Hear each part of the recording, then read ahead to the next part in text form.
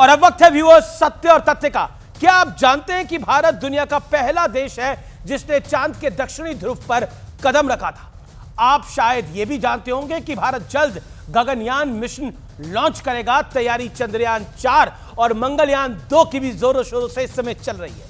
इसी बीच इसरो ने इतिहास रच दिया है व्यूअर्स, क्योंकि गुरुवार को स्पेसएक्स मिशन के तहत अंतरिक्ष में 2 सैटेलाइट्स की डॉकिंग सफलतापूर्वक हो गई है। यह भारतवासियों के लिए, आपके लिए गर्व की बात है। ऐसा करने वाला भारत अमेरिका, रूस और चीन के बाद चौथा देश बन गया है। अब शायद आपके दिमाग में यह सवाल उठ रहे होंगे कि यह स्पेसएक्स मिशन आखिरकार है क्या और डॉकिंग किसे कहते हैं। दरअसल यह मिशन अंतरिक्ष में 2 सैटेलाइट्स को आपस में जोड़ने की डिजाइन किया गया था, जिसे अब सक्सेसफुली अचीव कर लिया गया है। दोनों सैटेलाइट्स को आपस में जोड़ने की प्रक्रिया को डॉकिंग कहते हैं। अब यह भी जान लीजिए कि इस मिशन से हमारा क्या फायदा होगा। हमारे वैज्ञानिक ये कोशिश कर रहे थे कि किसी तरह अंतरिक्ष में एक बेस स्थापित करने की तकनीक हमारे पास आ जाए, और इसका फायदा होगा कि अगर हम अपना कोई यान अंतरिक्ष में भेजते हैं तो उसे हम वहां डॉक कर पाएंगे। इसे आप अंतरिक्ष में इसरो का पार्किंग स्पेस भी कह सकते हैं, आसान भाषा में। इस टेक्नोलॉजी का इस्तेमाल चंद्रयान 4 मिशन में होगा।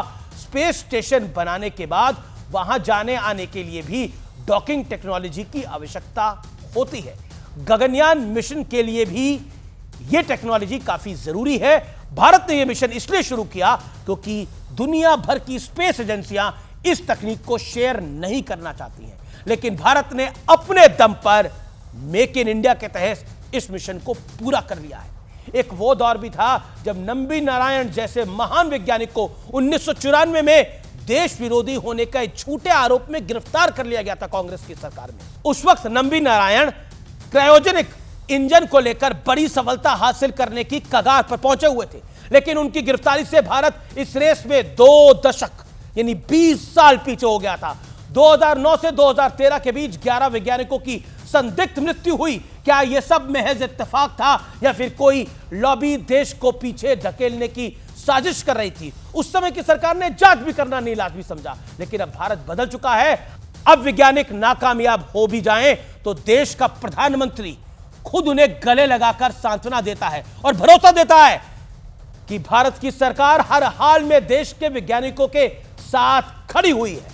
और इसी भरोसे का परिणाम है कि इसरो ने बीते 11 साल में पूरी दुनिया को चौंकाया है। और यही सत्य और तथ्य है व्यूअर्स। आज हम भारतवासियों के लिए, हम सब के लिए गर्व का दिन है। इसे जोरदार तरीके से शेयर करिए, क्योंकि यह भारत की जीत है, आपकी जीत है, हमारी जीत है।